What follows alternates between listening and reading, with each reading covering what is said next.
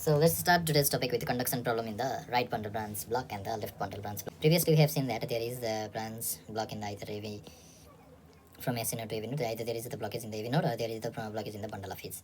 So this was the lecture given before. Now we'll see what happens if there is a bundle of branch block in the case of the right bundle branch and the left bundle branch. So as we know from the previous physiology videos that it has the right bundle branch block and the left bundle branch block, and the left has so much mass, so it has for the right and the left branch and the further branches, and then after here comes the Purkinje fibers. So any blockage in this will lead to the left bundle branch block or the right bundle branch block. So if depolarization wave reaches to the interventricular septum normally, then the interval between the P wave and the QRX complex, so the interval between the P wave and the QRX complex will be very much normal. That means the PR interval will be the normal. However, if the bundle branch block is present either right or either left, then the depolarization will be delayed in the part of the ventricular muscle. So here it will be up to the normal. Then after if there is a delay in the either right or the left, then this QRX complex, QRS, so this will be the delayed, or this will be the widening of the QRX complex will be seen, because the extra time for depolarization of the whole muscle of the ventricular mass will cause the widening of the QRX complex, because this represents the ventricular mass, the depolarization of the ventricular mass, so this will be the prolonged. So this is the concept that we have to know, that if there is the bundle of branch, if there is the block in the AV node or the bundle of His, then the PR segment, then the PR interval will be prolonged. But if there is problem in the right bundle branch or left bundle branch block, then the PR interval will be the normal one, but the QRX complex will be widened. If it has been AV node or the bundle of His, it will have a widen, and if there is a blockage in the bundle branch, then the widening of the QRX complex will be formed. So the depolarization time taken from the IV septum to the distant part of ventricle will be 120 milliseconds. So what does it mean is that from the time being from the interventricular septum to the distant part of the Purkinje fibers, so to cause the depolarization of it will take only 120 milliseconds. That is, if it is the beginning of QRX complex, then QRS, and this will be the T. So the QRS complex, this must be 120 milliseconds, or the 3 small square box. If it is more than 120 milliseconds or more than 3 small square box, then there will be the abnormal delay to reach. That's the widening of the QRX complex. That is from this is the normal QRX complex, which will be 120 milliseconds, or the 3 small square box will be seen. Here will be more than 3 small square box, that will represent more than 120 milliseconds. So this will be showing that there might be the problem in the bundle branch block. There has been something doing in the delay of the ventricular depolarization. There is being the problem of the ventricular depolarization, and we must suspect that maybe there might be the block in the bundle branch. Also remember, PR interval is normal here, and the P wave is also normal here, as it occurs in ventricular mass only, as I have already mentioned before, that the P wave and the PR interval will be normal, but there will be the delay or the abnormality in the QRX complex, because this will show the ventricular mass, and we see that the bundle of branch are mostly involved in the depolarization of the ventricular mass. So the problem in the ventricular mass will cause the problem in the QRX complex. However, similar to bundle of His block, as right and left bundle branch block also cause third degree car complete heart block. So here what does it means is that in the AV node, in the block in the AV node, that will cause the delay. First degree, second degree, there will be the delay, but the delay, and sometimes the P wave is followed by the QRX complex, and sometimes the QRX complex is not followed by the atrial depolarization. But here, like in the bundle of His block, there the right and left bundle block will also cause the third degree complete heart block. So there will be the ectopic depolarization occurring. And now we can see there right bundle branch block is the problem in the right side of the heart, but the right patterns with QRX complex of the normal duration and the common in the healthy people. It means that because if there is right bundle branch block, but it will be covering the depolarization, and it has the more ventricular mass, and it has very small, so it might not be that much of problem. So the reported right bundle branch block with QRX complex of normal duration common in the healthy people. And here you can see that left bundle branch is always related to heart disease, usually if that involves in the left ventricle. And here we need to understand the normal facts we have learned before, that is septum depolarizes from the left to right, that is from left to right. Okay, they depolarize from the left to right, and the left ventricle has more mass, so the influence on the ECG will be more because of the ventricular mass. Here it will be the right ventricular mass, this is because of the left ventricular mass, and comparatively they will cause the depolarization wave to be over here. So, and any depolarization, if you look at the late one, like lead 1, this is AVR, this is AVL, this is AVF, this is 2, and this is 3, and the wave of depolarization is over here. And which lead we are looking upon? So the AVR will have negative because the wave of depolarization is over here. 1 and 2 will have similar to this wave of depolarization, but this will also be little bit of negative. This will be completely negative. So this was the concept which was explained before. If you find it very difficult to understand, then you can see the previous videos to understand it fully. Okay. Now you can see over here is the right bundle branch block, and in the first stage, in the second stage, and in the third stage, we have seen the right bundle branch block. In the right bundle branch block, the no conduction occurs down the right bundle branch, but the septum is depolarized from the left side as usual, causing the R wave in the right ventricular in the lead 1. So what you see over here is here the right bundle branch block. So there is no being depolarization, right? So what happens over here is this will only cause the depolarization, and this will show from the left to right. Like because it has more mass, there will be the septum from the left to right. So what it causes is the B1. What it causes is here is B1, here is B2, B3, B4, B5, and the B6, and the wave of depolarization is over here. As you can see, that is over here, and the lead B1 is also over here. But what happens is lead B6 is over here, but the wave of depolarization is over here. So this will show the positive. So any complex that forms after the P upward is called R wave, whether there is presence of Q or not. So there will be the R1. But at the same time, when this R wave is forming, at the same time when it is being formed, there will be the formation of the Q wave in the B6. After the P wave is formed, then there will form the Q. It is the very time, at this time when the R is formed. It is not like that there was the Q, then after R, and there is being Q, this is of the before of the time of the R wave. No, it is not like that. When the R wave is being formed in the B1, then at the B6 there will be the formation of the Q wave. And what is the reason behind that? Here is being the R wave and here is being the formation of the Q wave. It is that the wave of depolarization is over here as given by the multiple depolarization of the left bundle branch block from the septum from the left to the right. So the wave of depolarization is over here, but the lead B6 will be showing over here, and the wave of depolarization and the lead is exactly opposite, so it will be forming negative deflection or the downward deflection. So the Q is being over here, while in the B1 it is being towards the lead, and so it is the positive or the upward deflection. So here will be the R1, then after the then here will be the formation of the Q. Here will be the formation of the R, here will be the formation of the R, and here will be the formation of the Q. So, in a right bundle branch block, no conduction occurs down the right bundle branch, but the septum is depolarized from the left side as usual, causing an R wave in a right ventricular lead, B1, and a small Q wave in the left ventricular lead, B6, as mentioned before. And so, the excitation then spreads to the left ventricle. Then the excitation spreads to the left ventricular, causing an S wave in the lead 1. Here, it causes the formation of the S wave in the lead 1 because the wave of depolarization will be over here, and the B1 will be here, so it is exactly opposite, so there will be the negative deflection. Before there was upward deflection in the B1, and now there will be the downward deflection. While in the B6, and before there was the Q, now what you see is here, it is being over here towards the lead, so there will be the upward. So now here will be the formation of the R. While, and this is at the same time, here will be the formation of the S wave, and there will be the formation of the R wave.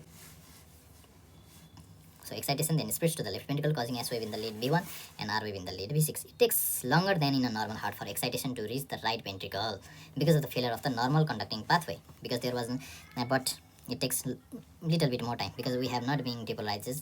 Right ventricle has not been depolarized. As you can see over here, the septal depolarization was being caused over here, and then after there is being the depolarization of the left ventricle. There was the it shows the depolarization of the septum. Septum, if there was no block, at the same time the ventricle would have been depolarized, but here there is only the depolarization of the left ventricle. Now comes the time for the depolarization of the right ventricle. So here you can see in the B1 there has been the, first of all there was R, then S. Now what happens is that this is being again depolarized over here towards the lead B1, so there will be the positive deflection, so there will be the again formation of the R wave. Okay, so there will be the again formation of the R wave. So there will be R, and then after that this is the next R. So R wave, R wave. So there will be the formation of the R wave over here. The right ventricle therefore depolarizes after the left of ventricle. Then this causes the second R wave, R1, in the lead B1, and a wide and deep S wave. Yes, a wide and deep S wave,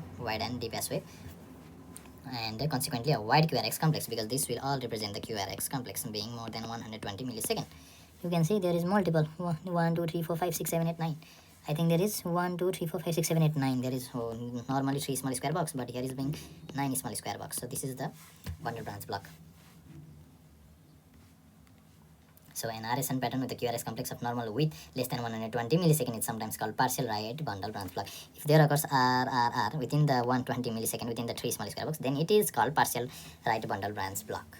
So, but this is not really necessary to know, because this has seldom significance. What you can see over here is the left bundle branch block. In the next left bundle branch block, if the conduction down the left bundle branch fails, then the septum becomes depolarized from the right to left.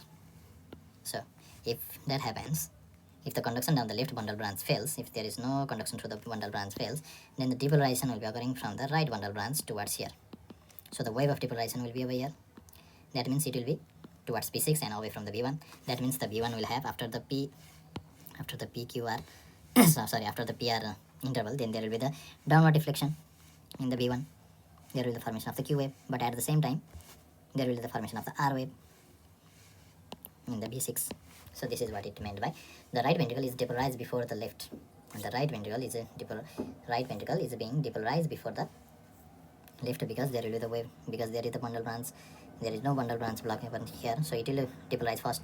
There will be the depolarization of the septum from the right to left, then after the depolarization of the right ventricle will occur. So what will happen in the B1 is here is Q.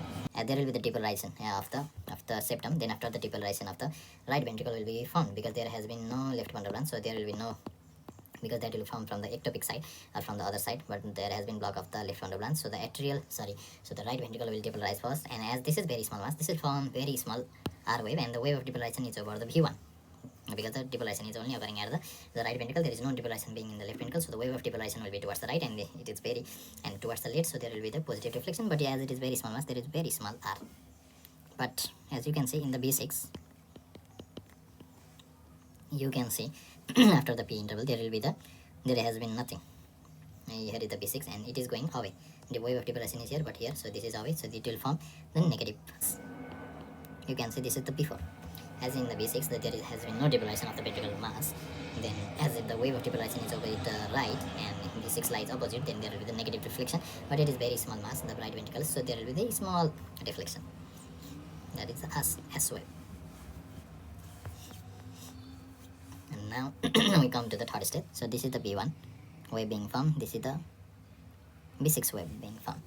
The right ventricle is depolarized before the left, so despite the small muscle mass, there is R wave in the lead B1, as you can see over here, and in B1, and S wave often appearing only as a notch in the lead B6, and this is B6 RS P. Remember that any upward deflection, however small, is an R wave. So this is R wave, even though small after the Q wave, it is called R wave, and any downward deflection, however small, following R wave is called S wave. So any small, this is S wave. Subsequent depolarization of the left ventricle causes an S wave in the lead B1 and another R wave in the lead B6. Subsequent depolarization of the left ventricle. Then after the ventricular depolarization will be occurring after certain time, because the depolarization of septum had been there, right has been there. Now there will be the depolarization of the left ventricle will be occurring after certain period of time, and the wave of depolarization will be over here. B6 will be over here. So this will show the positive, and the B1 will be showing negative. So what happens now over here is that subsequent depolarization of the left ventricle causes an S wave in the lead B1, because now this is again downward, so there will be the negative. So there will be the negative because this is the very high mass ventricle. So this is the S wave occurring over here. And what happens in the B6? It is very positive. It is very huge mass. So this is this here. So this will be the M. So there will be the formation of the M-like structure over here. So left bundle branch block is associated with the T wave inversion in the lateral leads. So another R wave in the V6. And also we have to know that left bundle branch is associated with T wave inversion in the lateral leads 1, BL, P5, V6. Though not necessary in all of this. So that is not really necessary to know. But still you can think that in the lateral leads, that is 1, that is in the PL, B5 and B6, there will be the inversion of the T wave. It's still not so much of importance. What you can memorize is here will be the formation of the P wave in the B6 in the left bundle branch block, and the RSR in the right bundle branch block in the B1. So how you can memorize this is that B1 lies here, B6 lies here, B1 in the right place, B6 in the left place. So RSR1 here, and the M over here. So let's start about the ECG reading over here. for the bundle branch block. And before starting, what I would like to say is that before any ECG, you start any ECG. First of all, before reading the ECG or before even the ECG comes into your hand, if you are a doctor and you are in the inward and doing your duty, then first of all, always make sure that the electrodes are being attached at the right anatomical position according to the limb leads. And according to the chest leads, they are in the right anatomical position, so that any abnormality doesn't come out, and you may not be going towards the misdiagnosis and doing the wrong treatment, or not doing the treatment at the right time for the right diagnosis. So to avoid that, be always sure that the electrodes are attached to the specific limb it has been assigned to and the right anatomical position for the chest leads. Then after, always make sure that the skin is being attached well towards the electrodes, and there is no any oily surface, there is no any cream lotions, and there is no any hairs disturbing the attachment of the electrode, especially the chest leads. And always make sure that the patients are restless, comfortable, and they do not occur any mobilization of their muscles, because the ECG does not only record the electric impulse or the electric waves coming from the cardiac muscles, they also comes from the voluntary muscles if they are mobilized. So you have to make sure that the patient is comfortable, the patient is in rest, patient does not does any abnormal bodily movement, so that it does not misinterpret the diagnosis of the chest of the ECG. And these are the things that you will see for the nursing gear. And being a doctor, you should also be sure that the calibration is being made on the 25 millimeter per second, because in the Nepal, in the Asian countries, you will be following this 25 millimeter per second. You will be seeing many of the ECG, you had been seeing the many of the ECG, you had been practicing the ECG that has been printed on the 25 millimeter per second. Your stylus had been moving in the 25 millimeter per second in the ECG paper while it is reading and measuring the electrode and doing the recording the electrical activity, so that be sure that it is not being printed in the 12.5 millimeter per second, or it has not been being printed in the 50 millimeter per second, so that you do not make any abnormal diagnosis for the tachycardia and the bradycardia. And the next one is you have to see the calibrations over there. That is 1 centimeter equals to 1 millivolt. 1 centimeter means 10 millimeter, and 10 millimeter means 10 small square box. And here is the 2 large square box. Okay, here is the 10 small square box, so that means the 10 millimeter. That is 1 centimeter equals to 1 millivolt. And you have to make otherwise you will be making the wrong diagnosis if there is the 5 millivolt or the 2 milli sorry, if there is 0.5 millimeter, 5 millimeter or the 2 centimeter equals to 1 volt, and for this you may make the wrong diagnosis of the hypertrophy, and here you may make the diagnosis of the pericardial effusion. So be sure that you are reading this well enough. So I had been revising this because you must be considering this before reading any ECG, so that you are not making any wrong diagnosis, you are not going to give any wrong interpretation, you are not going to give any wrong treatment, so that you will not be falling in any medical legal issues that may arise because of that default or that faulty diagnosis or that faulty intervention. And then after doing all this, then after you will be reporting an ECG, and let's discuss about that. So that was all before about the how to make a good ECG, how to make a good ECG. Then after making a good ECG, then you can report the ECG on this basis. You may follow this pattern. Before reading all this, you have to scan the ECG by just looking, just scanning if there is any abnormality or not. Before reading, after making the electrodes skin to electrodes contact, movement, calibration, and speed. After doing all this, and after the ECG comes to you, you have to make a you have to just scan the lead 2 as the rhythm strip. Just scan it, and 1, 2, 3, PR, BL, BF, B1, B2, B3, B4, B5, B6. Just scan it throughout, truly, so that if there is any major abnormal, you can just highlight it. If you see over here, you can see there, here is very abnormal than the usual. Here you see the abnormal than usual. Here you see the abnormal than usual. Here you see abnormal than usual, abnormal than usual, abnormal than usual. So these are the things where you see abnormal than usual pattern over here, and you can make a good diagnosis after seeing over here. That is P, here is Q, here is R, and here is T. So this is the PQRST. So you'll be following P, then you will follow the QRX complex, then you follow the ST segment, then you follow the T, then you follow the U segment. So like this I have made the pattern. So here is, first of all, you will be saying P wave, then PR interval, then after the QRX complex, then ST, then T, then U, so that you will not be lagging behind on anything.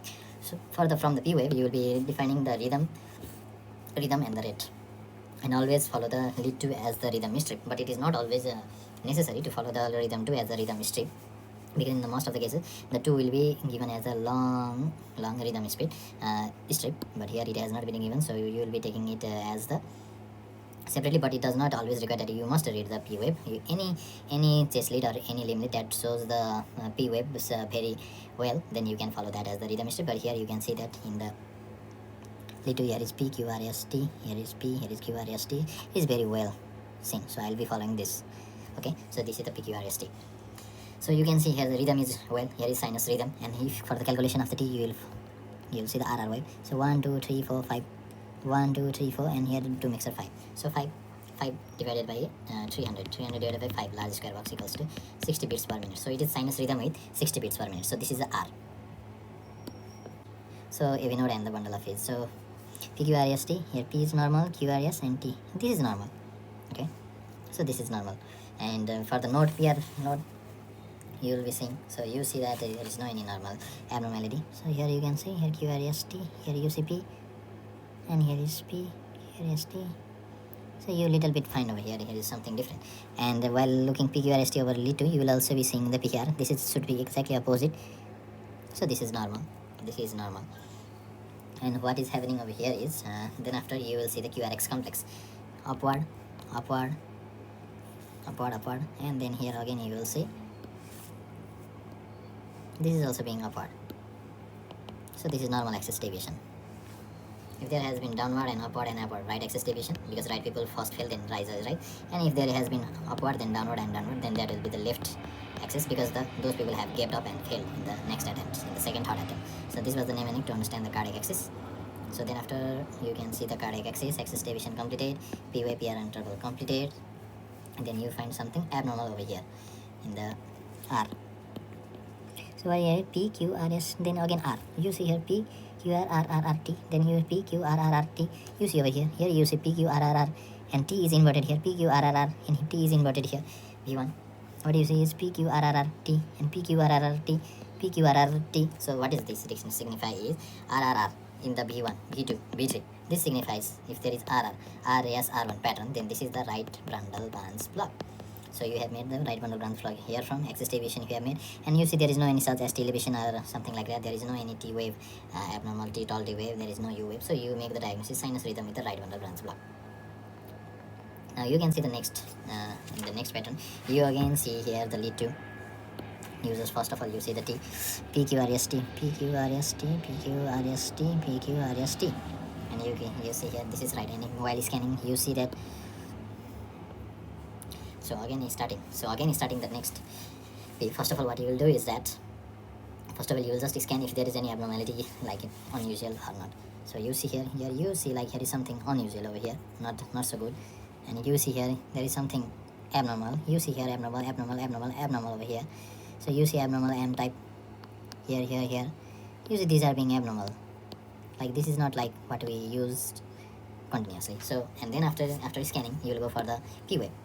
So here is PQRST, and here PQRST, here PQRST, PQRST. You will see in the rhythm strip. And make the RRR, they are regular. And the 1, 2, 3. 300 divided by 3 equals to 100 beats per minute. So it is sinus. So it is sinus, and heart rate is 100 beats per minute. So it is neither tachycardia nor bradycardia. So after making the P wave, you will see for the QRX. And while seeing the QRX, and then after you will see the PR interval conduction.